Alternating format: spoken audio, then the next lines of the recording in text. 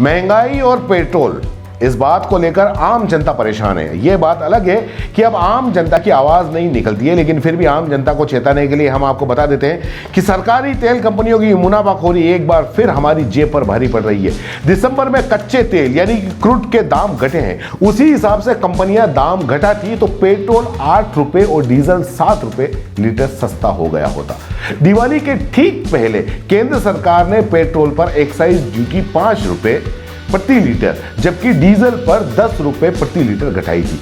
ज्यादातर राज्यों ने भी वेट घटाया था।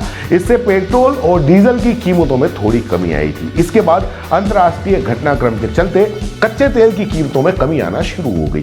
क्रूड नवंबर के 80.64 डॉलर के मुकाबले दिसंबर में 73.30 डॉलर प्रति बैरल रहा। देश में पेट्रोल डीजल के दाम रोज तय होते हैं। ऐसे में जब दाम घटाने की बारी आई तो सरकारी कंपनियां मानो कोने में जाके छुप गई। सरकारी कंपनियों को लोगों को राहत देने चाहिए, इस राहत देने के बजाय वो अब मुनाफाखोरी में जुट गई। और सबसे बड़ी बात ये कि ये सब कुछ सरकार की आंखों के सामने है और सरकार फिलहाल चुनाव के अंदर बिजी है।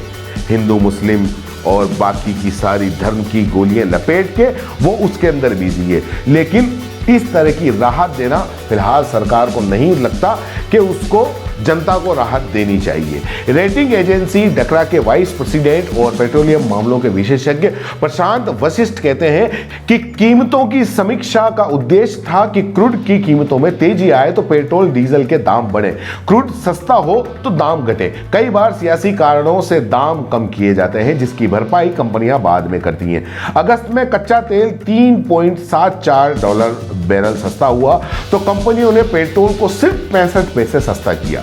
वहीं सितंबर में कच्चा तेल जब 3.33 डॉलर बैरल महंगा हुआ तो पेट्रोल 3 रुपए 85 पैसे लीटर महंगा कर दिया। मतलब आप ये गणित देखो, शायद है कि आप अगर मान लो धर्म के नशे से और धर्म की चरस के नशे से अगर बाहर आओ तो इस चीज को देखो और समझो। नवंबर में कच्चे तेल की कीमतों में थोड़ी कमी आई, लेकिन पेट्रोल के दाम बढ़ते चले गए। पेट्रोल की कीमतों में आखिरी कटौती 5 सितंबर को 15 पैसे की हुई थी। कंपनियों का मुनाफा 20 गुना तक बढ़ गया है। तेल कंपनी IOCL और BPCL और HPCL के सितंबर तिमाही के नतीजों को देखें तो इनका पूर्व जो मुनाफा प्री कोविड लेवल का है वो 20 गुना ज्यादा बढ़ गया है। IOCL का मुनाफा 20 सितंबर 2019 में 395 करोड़ था, जो सितंबर में 2021 में 8,370 करोड़ रुपया हो गया है।